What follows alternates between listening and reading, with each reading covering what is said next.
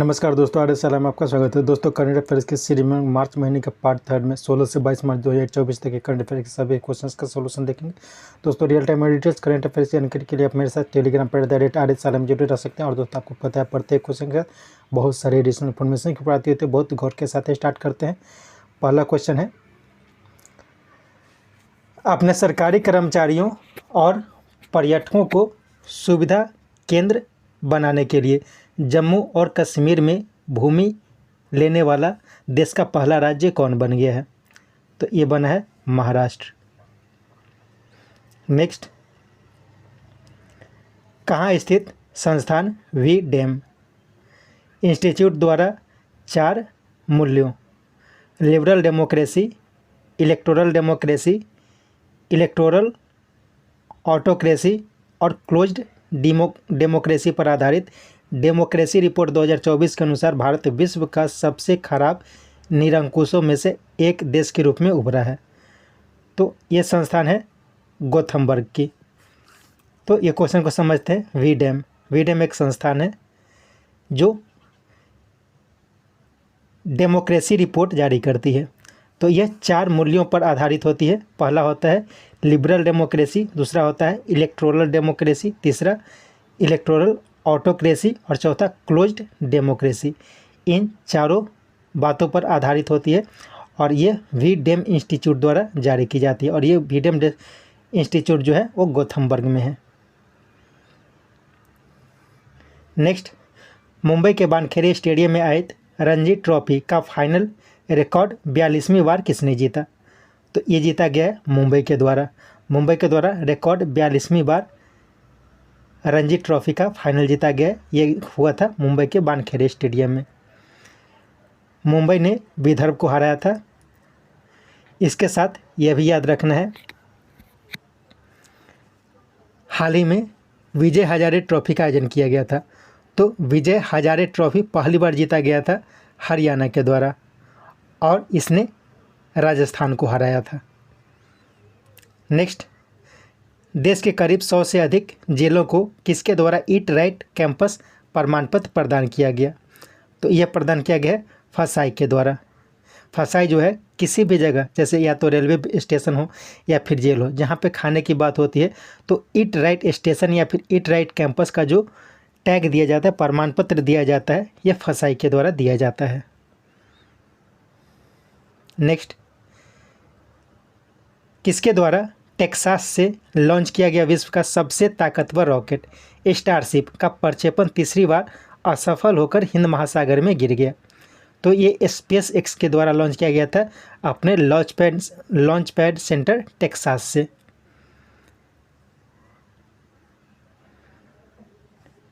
Next,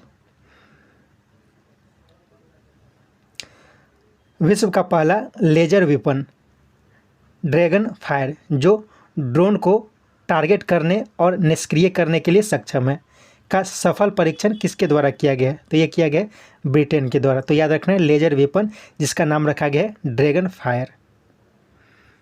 next, केंद्रीय petroleum एवं प्राकृतिक गैस तथा आवास एवं शहरी मामलों के मंत्री हरदीप सिंह पुरी ने इथेनॉल 100 नामक ऑटोमोटिव ईंधन को इंडियन ऑयल के रिटेल आउटलेट पर लॉन्च किया।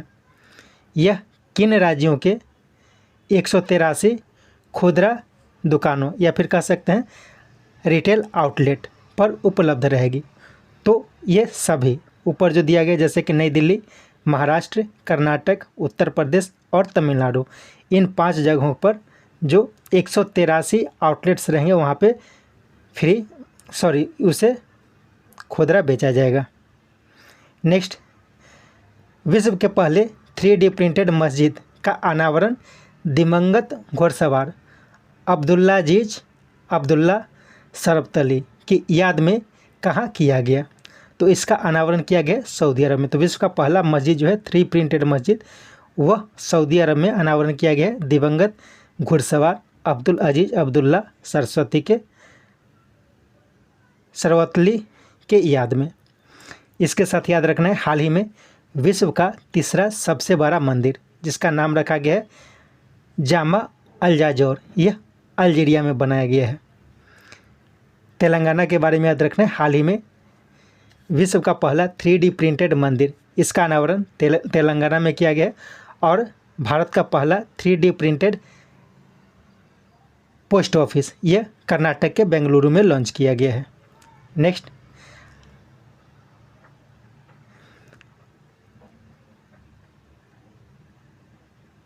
आतंकवाद और संगठित अपराध से निपटने के लिए अमित शाह ने नई दिल्ली में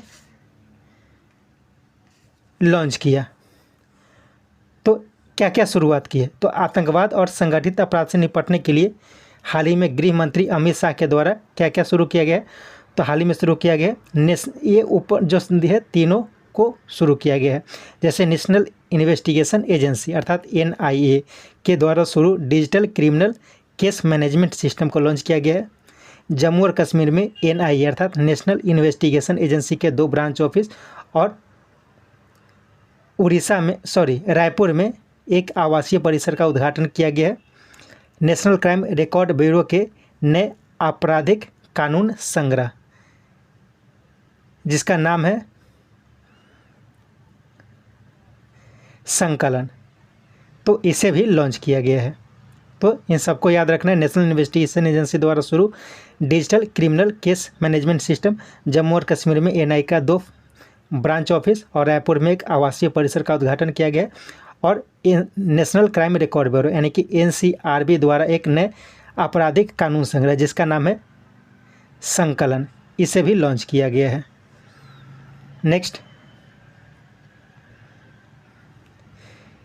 यूनाइटेड नेशन डेवलपमेंट प्रोग्राम द्वारा किन संकेतों के आधार पर जारी 192 देशों की सूची ह्यूमन डेवलपमेंट इंडेक्स 2022 में पिछले वर्ष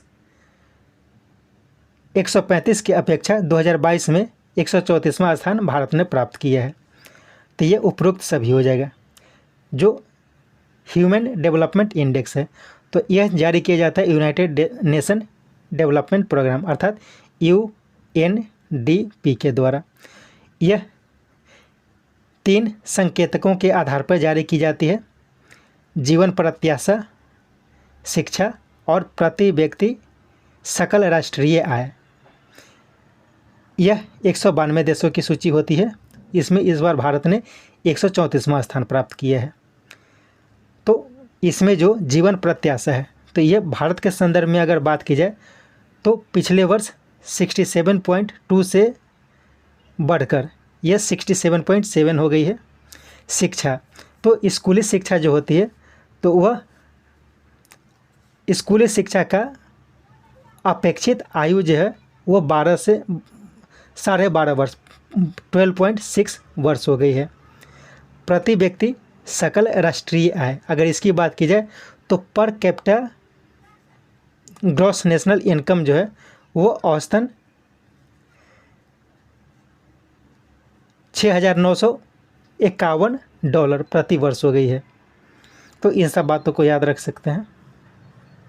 नेक्स्ट, भारतीय नौसेना के लिए देश का पहला स्वतंत्र मुख्यालय नौसेना भवन का उद्घाटन दिल्ली कैंट में किसने किया? तो ये किया गया है रक्षा मंत्री राजनाथ सिंह के द्वारा। दिल्ली कैंट में नौसेना भवन का उद्घाटन किया गया है। नेक्स्ट, हिमालय की पहाड़ियों से भी पुराना किस राज्य में स्थित पांडवोला गुट्टा को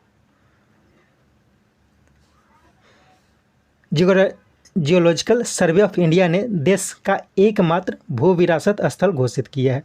तो ये कहाँ है? तो ये तेलंगाना में। तो याद रखना है पांडवोला गुट्टा ये देश का एकमात्र भू विरासत स्थल है जो तेलंगाना में। ये हिमालय की जो पहाड़ियाँ हैं उससे भी पुराना है। नेक्स्ट,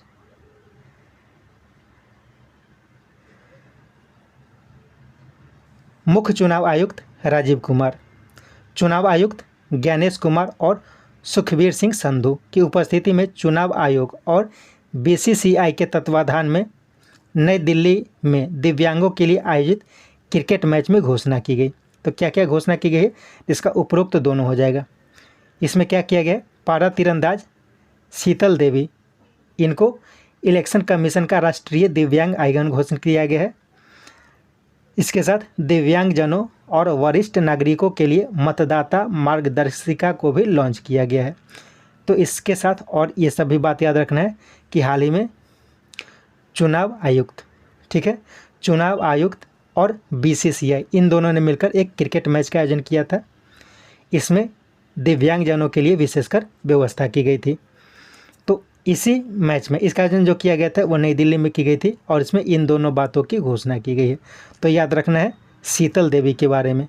शीतल देवी जो है वो क्या है, तो पारा तीरंदाज की खिलाड़ी है। इन्हें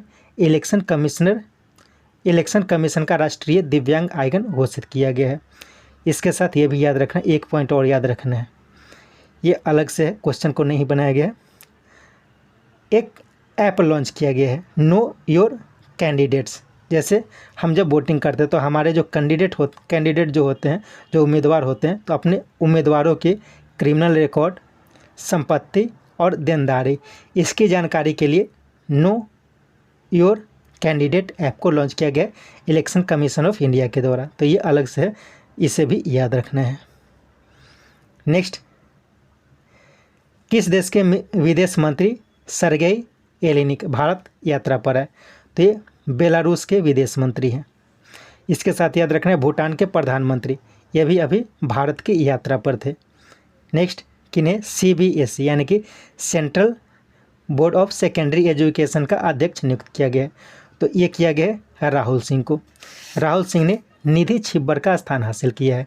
निधि छिब्बर अभी वर्तमान में इन्हें नीति आयोग का सलाहकार के रूप में नियुक्त किया गया। नीति आयोग में सलाहकार के पद पर निधि छिब्बर को नियुक्त किया गया। तो ये भी क्वेश्चन इंपॉर्टेंट है, याद रखना है। हाल ही में नीति आयोग के सलाहकार के रूप में किन्हें नियुक्त किया गया? तो निधि छिब्बर को नियुक्त किया गया। ये पहले CBSE के अध्यक्ष थे, अभी इनके जगह पर राहुल सिंह को CBSE का नया अध्यक्ष नियुक्त किया गया है। नवनीत कुमार, इन्हें हाल ही में प्रसार भारती के अध्यक्ष के पद पर नियुक्त किया गया है। और विवेक श्रीवास्तव, इन्हें अग्निशमन सेवा और नागरिक सुरक्षा, अग्नि सेवा और नागरिक सुरक्षा का डायरेक्टर जनरल नियुक्त किया गया है विवेक श्रीवास्तव को।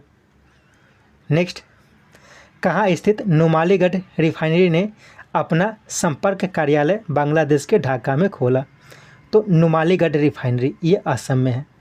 इसके साथ गुजरात के बारे में याद रखना है। हाल ही में गुजरात को भारत की पेट्रो राजधानी के रूप में उभरा। गुजरात जो है वो भारत की पेट्रो राजधानी के रूप में उभरा है। उड़ीसा के बारे में याद रखना है। हाल ही में उड़ीसा में देश के पहले इंडोर एथलेटिक्स केंद्र और इंडोर जलीय केंद्र जो वहाँ पे यानी कि उड़ीसा में कलिंगा स्टेडियम है, वहाँ पे लॉन्च किया गया। तो याद रखना है देश के पहले इंडोर एथलेटिक केंद्र, इसका उद्घाटन उड़ीसा में किया गया, उड़ीसा के कलिंगा स्टेडियम में किया गया है। नेक्स्ट, देश की सबसे बड़ी ऑयल पाम विकास कंपनी 3F ऑयल पाम ने कहा देश की पहली एकीकृत ऑयल पाम प्रसंस्करण इकाई का संचालन शुरू किया है? तो यह किया गया अरुणाचल प्रदेश में। तो याद रखना है पाम ऑयल से संबंधित है, पाम ऑयल प्रसंस्करण इकाई यह शुरू किया गया अरुणाचल प्रदेश में। किसके द्वारा? तो 3F जो देश की सबसे बड़ी जो ऑयल पाम विकास कंपनी है उसमें से एक है, यहीं पे इसकी शुरुआत की गई है। नेक्स्ट, वुमेन प्रीमियर लीग के दूसरे संस्करण का फाइनल किसने जीता? तो ये जीता गया रॉयल चैलेंजर बेंगलोर के द्वारा, ये दिल्ली कैपिटल को हराकर जीती है। नेक्स्ट,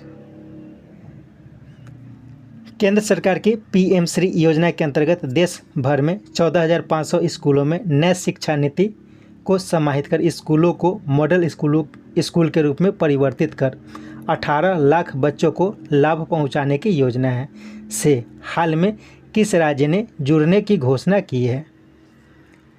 तो क्वेश्चन को पहले समझ लेते, इसका आंसर हो जाएगा तमिलनाडु। ठीक है, तमिलनाडु चौथा ऑप्शन है तमिलनाडु। तो पहले क्वेश्चन को समझ लेते क्या है। केंद्र सरकार की एक योजना है PM श्री योजना। तो PM श्री योजना जो है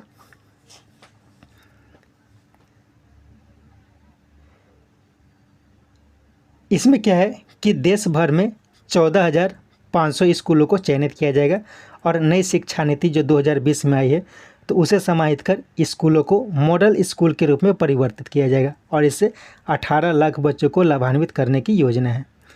तो हाल ही में इससे जुड़ा है तमिलनाडु, ठीक है, हाल ही में से तमिलनाडु जुड़ा है। वर्तमान में उड़ीसा, पश्चिम बंगाल, केरल और दिल्ली, ये चारों राज्य जो हैं ये इससे नहीं जुड़ी है। नेक्स्ट, भारत और किस देश की सेना के बीच संयुक्त राष्ट्र के पीस कीपिंग ऑपरेशन पर चार्टर 7 के अंतर्गत शहरी वातावरण में पारंपरिक संचालन में इंटरडिपेंडेबिलिटी को बढ़ावा देने के उद्देश्य से द्विवार्षिक संयुक्त सैन्य अभ्यास लामितिये का आयोजन उस देश में किया गया। वहां भाग लेने के लिए गोरखा राइफल्स के 45 कर्मी सेना वहां पहुंची। तो इसका आयोजन किया गया सेशल्स में। तो याद रखना है लिमितिये क्या है, एक सैन्य अभ्यास है, संयुक्त सैन्य अभ्यास है और ये द्विवार्षिक होती है भारत और सेशल्स के बीच। अब क्वेश्चन ये पूछा जा सकता है कि ये क्यों किया जाता है, मतलब किस पे आधारित है। तो संयुक्त राष्ट्र यूनाइटेड नेशन जो है उसके कुछ चार्टर हैं। तो जैसे रेगिस्तान के क्षेत्र में पीस कीपिंग ऑपरेशन, पानी के क्षेत्र में पीस कीपिंग ऑपरेशन, तो इन सब जगह के लिए कुछ चार्टर बनाए गए।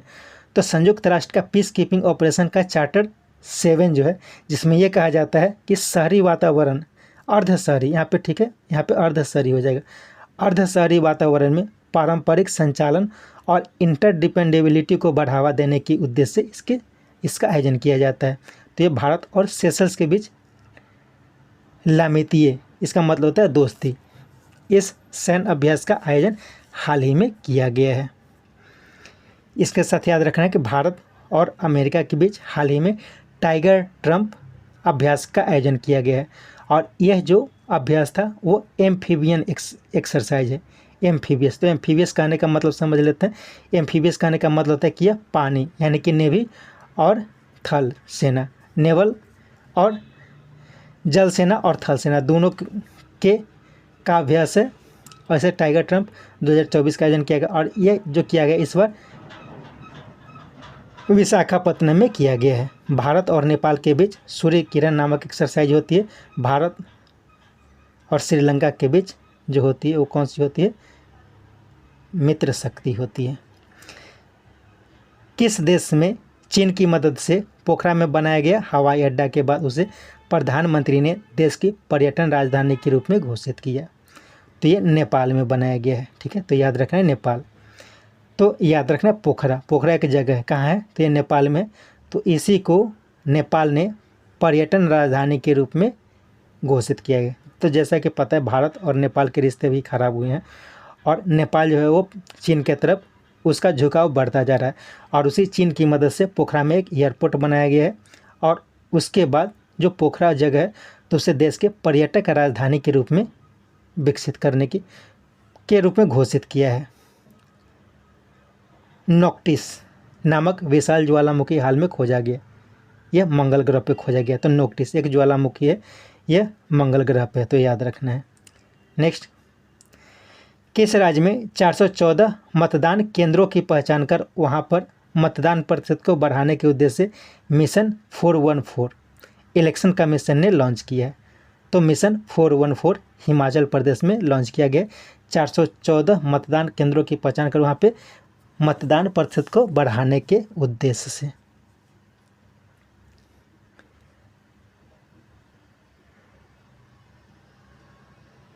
बिहार के बारे में याद रखना है, ठीक है। बिहार के बारे में क्वेश्चन याद है।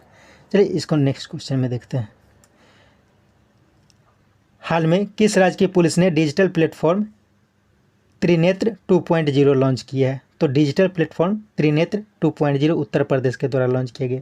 और बिहार के बारे में याद रखना है, हाल ही में बिहार में मिशन इन्वेस्टिगेशन @75 डेज यानी कि 75 दिनों में इन्वेस्टिगेशन को पूरा करने की योजना बनाई गई है बिहार में। नेक्स्ट, भारत की एग्जिम बैंक यानी कि export import bank of India. तो भारत की एग्जिम बैंक ने किस देश को हिंदुस्तान एरोनॉटिक्स लिमिटेड द्वारा निर्मित हॉल डॉर्नियर 228 प्लेन खरीदने के लिए $23.27 मिलियन के लोन की घोषणा की है। तो ये गुआना को दिया जाएगा 23.27 मिलियन की कार ऋण। क्यों दिया जाएगा? तो यह हिंदुस्तान एरोनॉटिकल लिमिटेड से हॉल डॉर्नियर प्लेन खरीदेगी। इसके साथ जैसा कि पता है मॉरिशस से अभी भारत के रिश्ते और अच्छे सुधार हुए हैं। अर्जेंटीना के बारे में याद रखना है कि हाल ही में कुछ टाइम पहले अर्जेंटीना ने भारत से तेजस और ब्रह्मोस मिसाइल खरीदने की योजना बनाई है। और वियतनाम जो है वो भारत से ब्रह्मोस मिसाइल खरीदने की योजना बनाई है।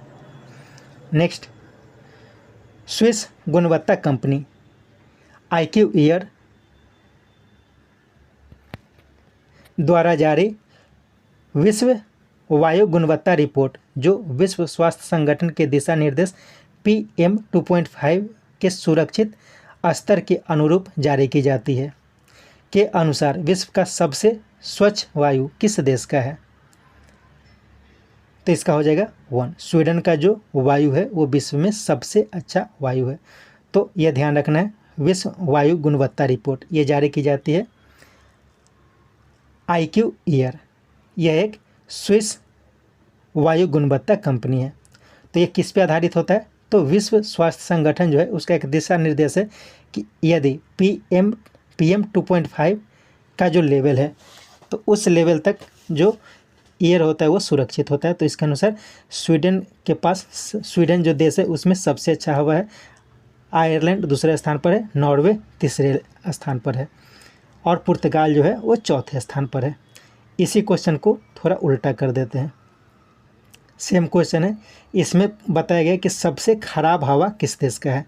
तो सबसे खराब जो वायु है ये बांग्लादेश का है दूसरे स्थान पर, यानी कि नीचे से ऊपर देखा जाए तो सबसे खराब बांग्लादेश का, दूसरे स्थान पर पाकिस्तान और तीसरे स्थान पर अपना देश भारत है। यानी कि सबसे खराब में तीसरे स्थान पर अपना देश भारत का वायु है।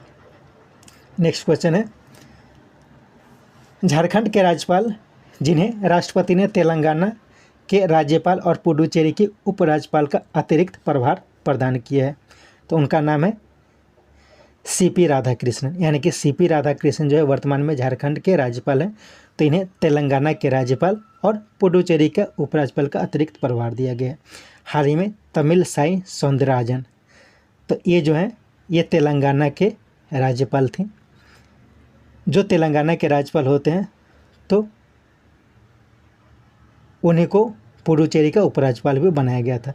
तो इनके इस्तीफा के बाद झारखंड के जो राज्यपाल है CP राधाकृष्णन, उन्हें अतिरिक्त प्रभार दिया गया है। आनंदीबेन पटेल जो है वो वर्तमान में उत्तर प्रदेश की राज्यपाल हैं।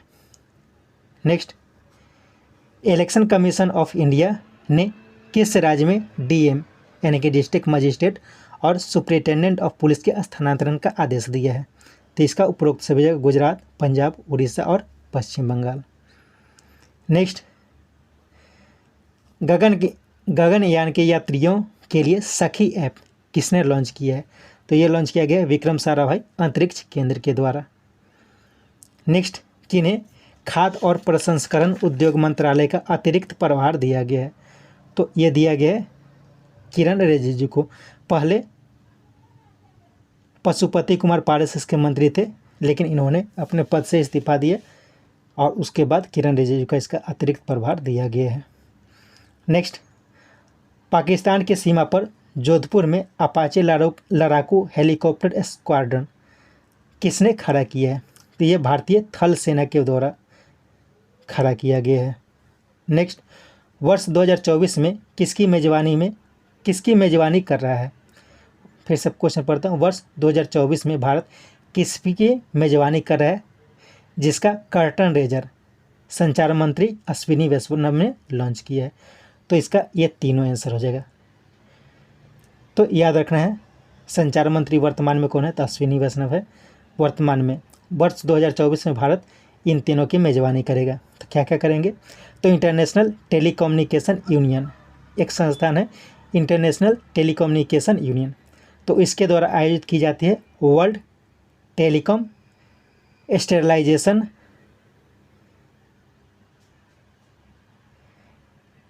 असेंबली 2024।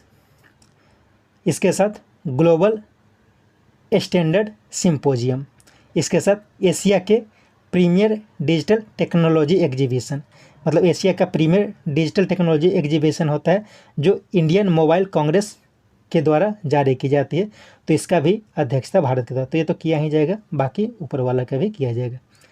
नेक्स्ट, किनकी रचना रौद्र सात्विकम के लिए उन्हें के बिरला फाउंडेशन द्वारा दिया जाने वाला सरस्वती सम्मान 2023 प्रदान किया गया, जिसमें प्रशस्ति पत्र, एक पट्टिका और 15 लाख रुपए की राशि दी जाती है। तो ये दिया गया है प्रभा वर्मा को, तो याद रखना है प्रभा वर्मा, इनकी रचना है रौद्र सात्विकम।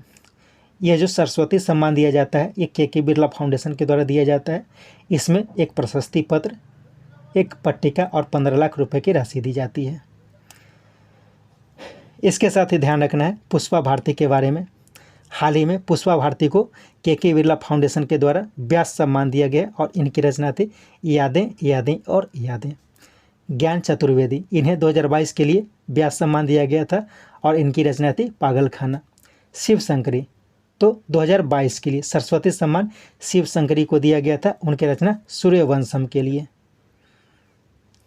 नेक्स्ट, पूर्वोत्तर खेल 2024 के तीसरे संस्करण का आयोजन हाल में कहाँ किया गया, तो ये किया गया नागालैंड में। इसके साथ याद रखना है मणिपुर के बारे में। हाल ही में पूर्वोत्तर फिल्म महोत्सव का आयोजन किया गया था और ये मणिपुर के इम्फाल में किया गया है। हाल ही में नई दिल्ली में नॉर्थ ईस्ट फेस्टिवल, हर साल जनरली नॉर्थ ईस्ट फेस्टिवल का आयोजन जो होता है वो नई दिल्ली में की जाती है। नेक्स्ट, लोकतंत्र के लिए शिखर सम्मेलन का आयोजन कहाँ किया गया, जहां यूसुफ योल ने आर्टिफिशियल इंटेलिजेंस और डिजिटल प्रौद्योगिकी पर आधारित फर्जी खबर लोकतंत्र के लिए खतरा बताया है। तो इसका आयोजन किया गया दक्षिण कोरिया में। दक्षिण कोरिया के राष्ट्रपति हैं यूसुफ योल, इन्होंने ही यह बात की थी।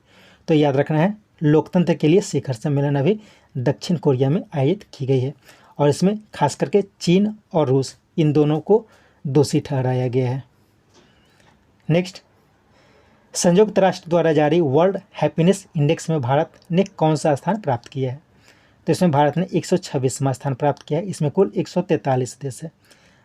अंतिम स्थान पर रहा है अफगानिस्तान और पहला स्थान जो प्राप्त हुआ है ये फिनलैंड को प्राप्त हुआ है, दूसरा स्थान डेनमार्क को और तीसरा आइसलैंड को प्राप्त हुआ है। नेक्स्ट, 21 मार्च यूनिवर्सल एक्सेप्टेंस दिवस के अवसर पर किसी भी भाषा को समझने में सहयोग के लिए किस पोर्टल को national internet exchange of India यानी कि निक्सी ने लॉन्च किया है, तो हाल ही में निक्सी ने भाषा नेट एक पोर्टल है इसे लॉन्च किया है। तो ये कब लॉन्च किया गया है, तो 21 मार्च को यूनिवर्सल एक्सेप्टेंस डे मनाया जाता है। तो याद रखना है यूनिवर्सल एक्सेप्टेंस डे 21 मार्च को मनाया जाता है। इसके साथ याद रखना है भाषिनी जो है वह AI आधारित एक ट्रांसलेटर है, मतलब जो हम बोलते हैं तो भाषा को परिवर्तित करने के लिए यूज़ की जाती है।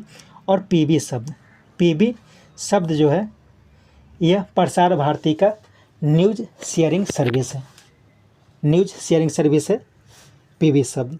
और स्वरेंद्र जो है स्वरवेंद्र, तो विश्व का सबसे बड़ा ध्यान केंद्र है स्वरवेंद्र और इसका उद्घाटन अभी प्रधानमंत्री नरेंद्र मोदी के द्वारा किया गया है। नेक्स्ट, चौथे संघाई सहयोग संगठन स्टार्टअप फोरम का आयोजन हाल ही में कहाँ किया गया, तो इसका आयोजन किया गया है नई दिल्ली में।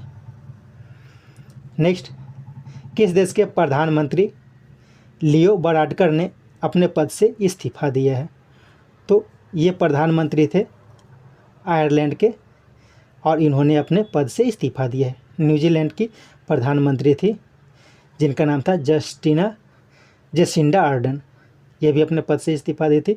हंगरी के राष्ट्रपति कैटलिन नोवाक, इन्होंने भी अपने पद से इस्तीफा दिए थे। और पाकिस्तान के प्रधानमंत्री इमरान खान को हाल ही में जेल दी गई थी।